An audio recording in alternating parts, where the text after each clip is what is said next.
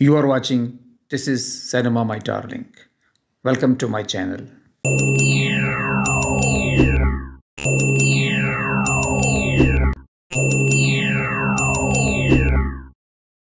आज हम बात करेंगे भारत की मशहूर फिल्म मुग़ल आज़म की। मुग़ल आज़म किन हवालों से मशहूर है, क्यों इतनी पॉपुलर है और किस तरह भारतीय हुकूमत इसको अपने सियासी मकासद के लिए भी इस्तेमाल करती है। और सिनेमा का जो दुरुस्त इस्तेमाल है, जिसको हम सियासी और माशरती या प्रोपेगेंडा का ऑर्गन कहते हैं, ये फ़िल्म उसकी एक बहुत उम्दा मिसाल है। हम तफसील से इसकी बात करेंगे, इस फिल्म की खसूसियात की भी और इसकी सियासी अहमियत की भी। लेकिन उससे पहले मैं आपको एक क्लिप दिखाऊंगा कि जब भारत में सिनेमा के 100 साल पूरे हुए तो मुग़ल आज़म को ख़ास तौर पे इसका न्यूयॉर्क में शहर में एक इसका शो किया गया और इसी तरह एक स्टेज ड्रामा की सूरत में इसको इंडिया में स्टेज किया गया। और ये भी आपको बताऊं कि ये जब ब्लैक एंड वाइट फिल्म थी और जब पुरानी ब्लैक एंड वाइट फिल्मों को कलर किया गया दोबारा, तो मुग़ल आज़म वो पहली फिल्म थी जिसको मुकम्मल तौर पर कलर करके इसके नए प्रिंट जो हैं वो रिलीज़ किए गए और इसको नुमाइश के लिए पेश किया गया। लेकिन सबसे पहले आइए ये क्लिप देखते हैं। ये अमेरिका का है, जहां भारत ने मुग़ल आज़म के कॉस्ट्यूम में अपने फ़नकारों को वहां भेजा, जिन्होंने टाइम स्क्वायर पे ये शो किया आम पब्लिक के लिए। और इस शो से ही आप अंदाज़ा लगाएं कि भारत ने इसको अपने फ़ॉरेन पॉलिसी में दूसरे मुल्कों से ताल्लुकात में क्या मैसेज कन्वे किया और उसने अपना कौन सा चेहरा जो है वो दुनिया को दिखाया।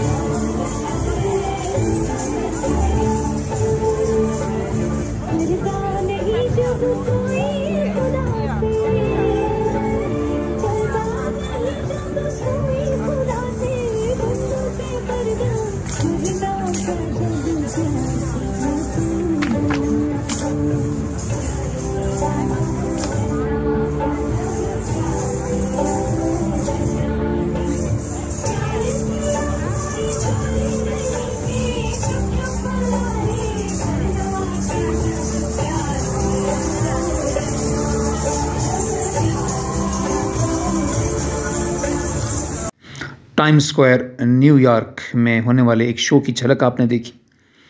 और आइए पहले मैं आपको इस फिल्म की चंद खसूसियात बताऊंगा कि आसिफ ने इस फिल्म को प्रोड्यूस किया था और अपने दौर में इसने सबसे ज़्यादा वक्त लिया बनने में और अपने दौर में सबसे ज़्यादा जो रकम है उस पर ख़र्च हुई। ये तो इसकी दो ख़ास बातें हैं।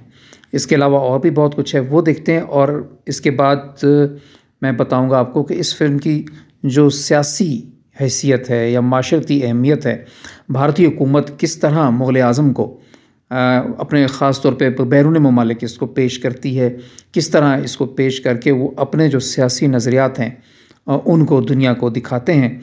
और भारत का एक जो चेहरा है यानी सेकुलरिज़म का वो और ह्यूमन राइट्स का, सेकुलरिज़म का, तमाम मज़ाहब के मिलजुल के रहने का वो पेश किया जाता है। लेकिन आइए पहले इसकी चीदा बातें देखते हैं।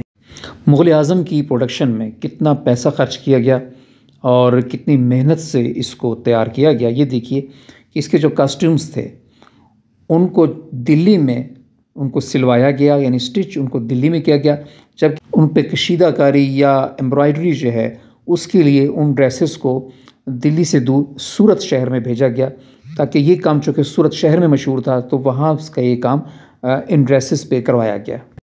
मुग़ल आज़म में इस्तेमाल होने वाली ज्वेलरी को ख़ास तौर पे हैदराबाद, दक्कन से बनवाया गया और इसके जो ताज थे वो कोल्हापुर से बनवाए गए। और जो इसमें असलहा इस्तेमाल हुआ या दिखाया गया, तलवारें, नेज़े और भाले वगैरह, उस ज़माने के लिहाज से तो वो राजस्थान में बनाए गए। और जो जूते थे तमाम किरदारों के, ख़ास तौर पे बादशाह, मलका और शहज़ादे के, अनारकली के, वो जो हैं वो आगरा में बनवाए गए।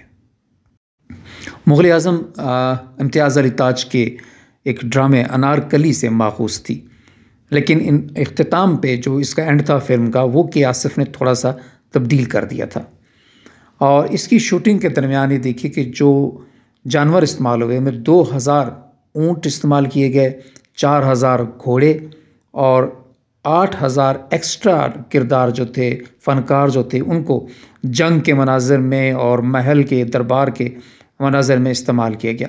और इसमें ख़ास बात यह है कि जो जंग के दौरान कुछ इंडियन आर्मी से हकीकी फ़ौजियों को जो है वो मंगवाया गया और उनसे भी जंग के सीन फिल्माए गए, ताकि फ़िल्म में एक हकीकत का तासुर जो है वो उभर सके। मुग़ल आज़म का यूँ तो तमाम गीत ही मशहूर थे, मकबूल हुए, लेकिन ख़ास तौर पे प्यार किया तो डरना क्या बहुत ही मकबूल था और आज भी है। और इस पर उस वक़्त इस गाने को रिकॉर्ड करने में, इसकी प्रोडक्शन पे 10 मिलियन रुपीस का ख़र्चा हुआ था। और इस गाने को फ़ाइनल करने से पहले इसको 105 बार दोबारा लिखवाया गया।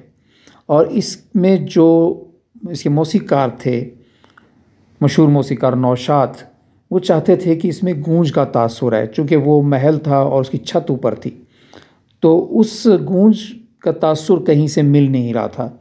तो फिर नौशाद ने लता को स्टूडियोज़ के बाथरूम में जाकर वो गाना रिकॉर्ड करवाया।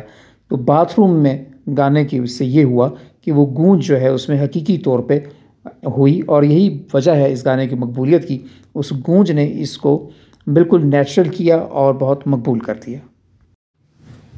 और अब एक और बहुत दिलचस्प बात इस फिल्म के हवाले से सुन लीजिए कि मधुबाला को जब कैद किया गया और उसको जंजीरों में जकड़ दिया गया, तो वो जंजीरें आम तौर पे फ़िल्मों में नकली होती हैं, हल्की होती हैं, लेकिन ये असली लोहे की जंजीरें थीं, बहुत हैवी, और इतनी हैवी थी कि उसके जिस्म पर ख़राश पड़ गई।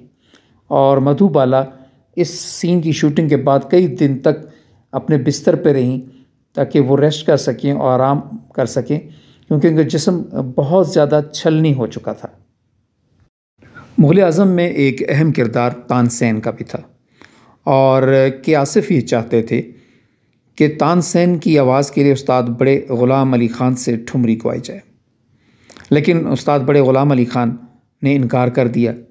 इस पर उन्होंने दोबारा इसरार किया, तो उस्ताद बड़े ग़ुलाम अली ख़ान ने जानबूझकर इतनी बड़ी रकम, यानी उस वक्त के लिहाज से, इस एक गाने के लिए 25,000 रुपये मांगे ताकि के आसिफ़ उनका पीछा छोड़ दें। लेकिन के आसिफ़ ने इसकी भी परवाह नहीं की और वो सारे पैसे उनको एडवांस में दे दिए। और यूँ इस फिल्म में उस्ताद बड़े ग़ुलाम अली ख़ान की गाई हुई ठुमरी भी शामिल है।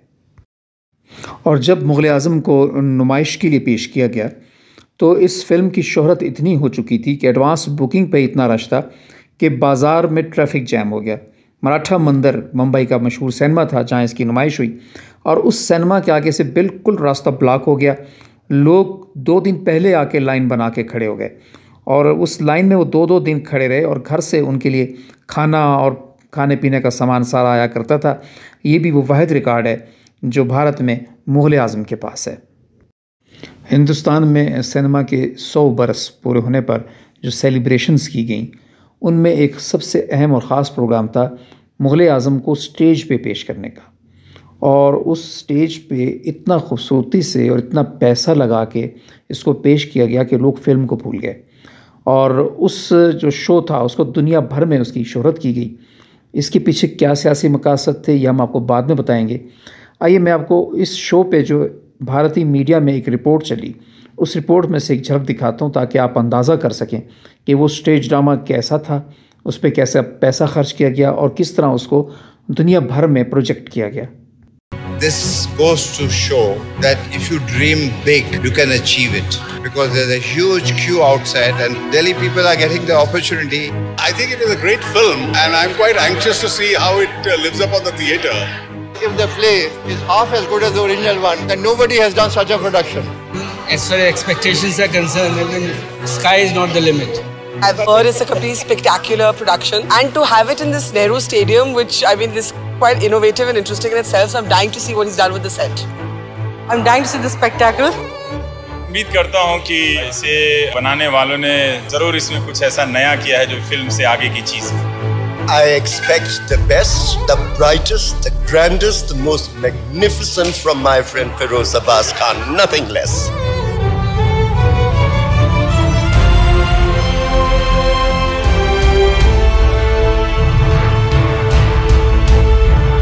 It has taken my breath away. This is sensational. This is a world-class production. जितना सोचा था, उम्मीद से ज़्यादा था.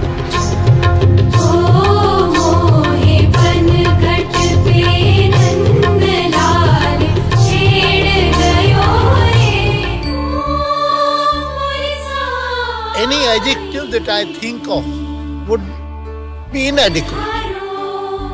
It's so brilliant and so well presented that I cannot think of words to express the enormity of the brilliance that has been brought into the whole performance. I do not know whether anyone else could have done this. I think it was a very, very impressive and a very slick production. Everybody was glued to this. They wanted to continue without any intermission. It was so good, fabulous, awesome. I'm proud of Feroz Khan. He's done a fantastic job. I didn't think that he would be able to sort of recreate the feel of Mughal-e-Azam. And I mean, he's done it. I think this is even better than the film version. It's immediate, it's incredible. The originality of the movie has been brought out very well. The optics of the whole thing were very nice. The poignancy of the emotive moments and the clash between duty and emotion comes out so strongly. The language is amazing, the lighting, the production, it looks like a movie. This hall has in a way been blessed with this because this hall has actually been rejuvenated.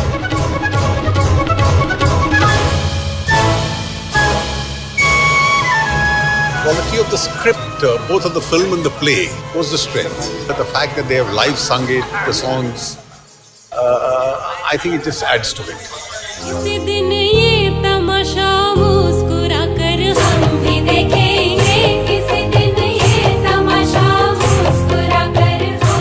जब मैंने पहली बार सुना तो मुझे लगा ही नहीं कि ये वाकई में यहाँ लाइव गाया जा रहा है. मुझे लगा कि नहीं, ये जरूर कुछ कलाकारी होगी इसके पीछे. लेकिन जैसे देखता गया यकीन होता कि वाकई में बहुत अच्छा गाया. छुप न सकेगा इश्क हमारा, चारों तरफ है उनका नजारा.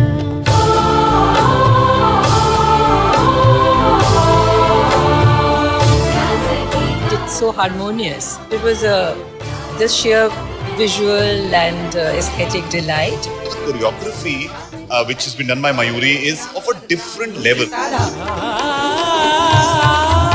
They have kept Kathak alive. I love the whirling dervishes equivalent of those ladies. The music is the soul of this, and the dancing, I mean, it's a marvelous combination. The music is absolutely soul-stirring that you kind of get lost in another world.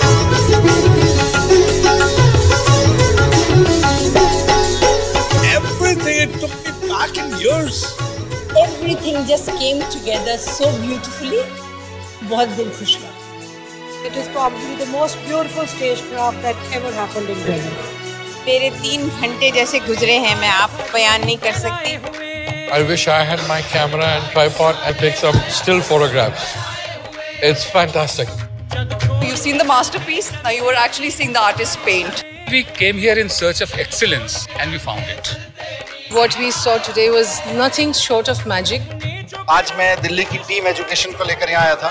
मुझे बहुत गर्व है कि मेरा एक teacher आज बहुत खुश है इस बात से, और इन सब के अंदर इस आलिशान प्रोडक्शन, इस आलिशान काम को देखकर इनके अंदर भी स्पार्क जगेगा और हम एजुकेशन में भी और बड़ा काम करने का सोचेंगे. मेरी बेटी मेरे साथ है, वो ज्यादातर लंदन में रहती है, उसको नहीं मालूम कि मुगल आजम क्या है. जब ये खत्म हुआ तो उसकी आंख में आंसू थे, तो मुझे लगा कि बहुत बड़ा काम आपने किया है कि स्टेज पर मुगल आजम दिखाकर जो नई पीढ़ी है उनको मुगल आजम क्या है ये उनको पता चला. ऐतिहासिक अनुभव, ये भारत की एक बहुत बड़ी सृजनात्मक कृति है. शाहपुर पालन जी, इसके प्रोड्यूसर्स, सारे आर्टिस्ट, इसके डायरेक्टर, सबों का बहुत बहुत अभिनंदन. मेरा सुझाव है, आग्रह है, इसे भारत के हर इलाकों में घुमाइए और दुनिया में भी घुमाइए. when somebody just passed in comment that take this to the borders and there won't be any war between India, Pakistan or anybody else. For the cause of theatre, for the cause of real art, what has been done is beyond words.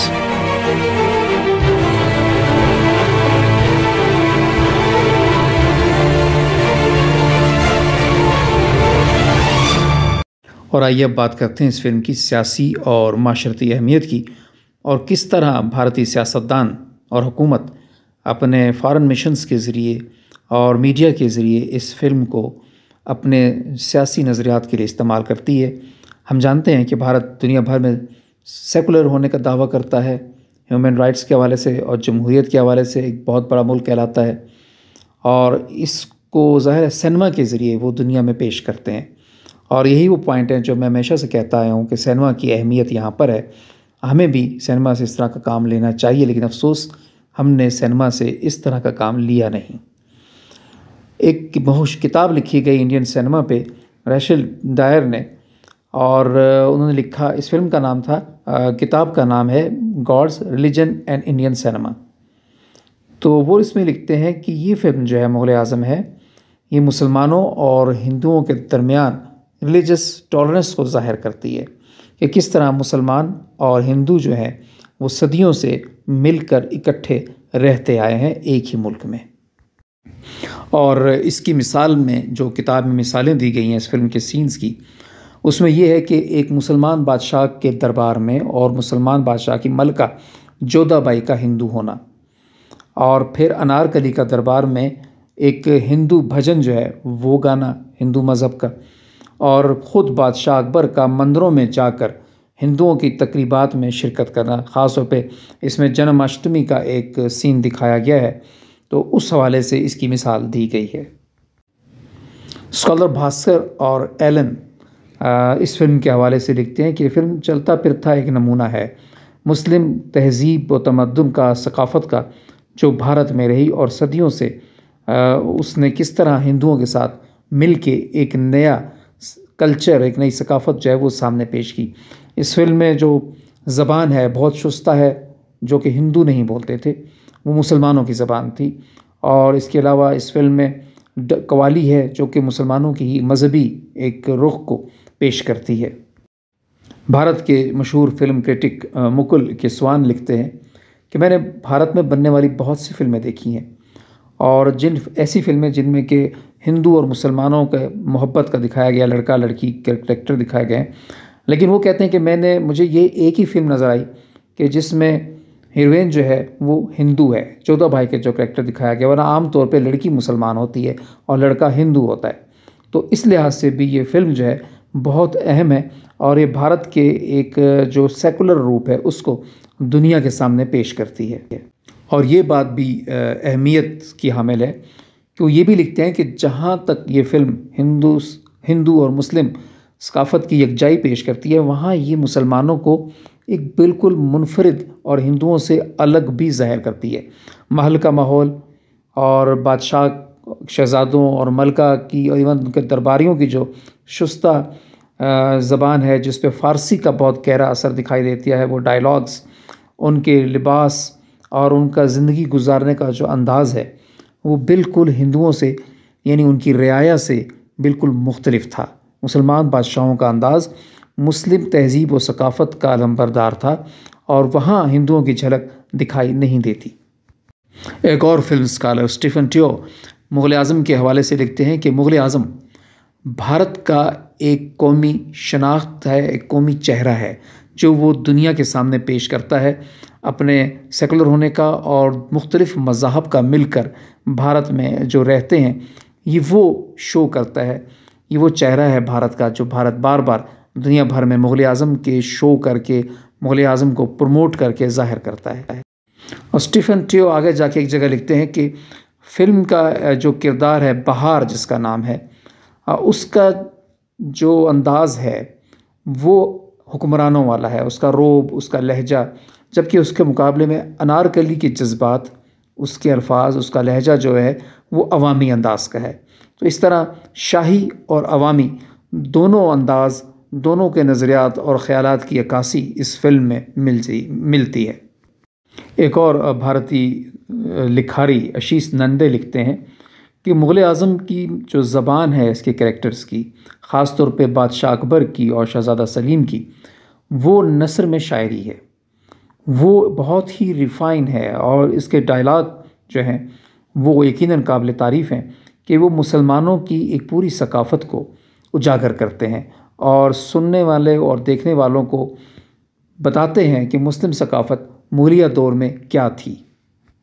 शहज़ादा सलीम और अनारकली की दास्तान पे बनी film Mughal आज़म पे बात करने का मकसद आज ये था कि आपको सिनेमा की सियासी अहमियत से आगाह किया जाए और बताया जाए कि किस तरह दूसरे ममालिक जो हैं वो सिनेमा को अपने सियासी मकासद के लिए, अपना एक इमेज जो है उसको बैरूनी दुनिया के सामने अपने तहज़ीब को पेश करने के लिए इस्तेमाल कर रहे हैं। काश हमारे यहाँ भी ऐसा होता और हमारी फिल्म इंडस्ट्री, हमारी जो फिल्मी सनत है वो इस तरह के काम करती और उस पर तवज्जो दी जाती तो आज हमारी फिल्मी सनत भी बहुत आगे होती। लेकिन अब भी वक्त है कि हम अपनी फ़िल्मों पर तवज्जो दें और बैरूनी ममालिक में पाकिस्तान का एक अच्छा इमेज पेश करें, जो कि आज के वक्त की एक अहम ज़रूरत है।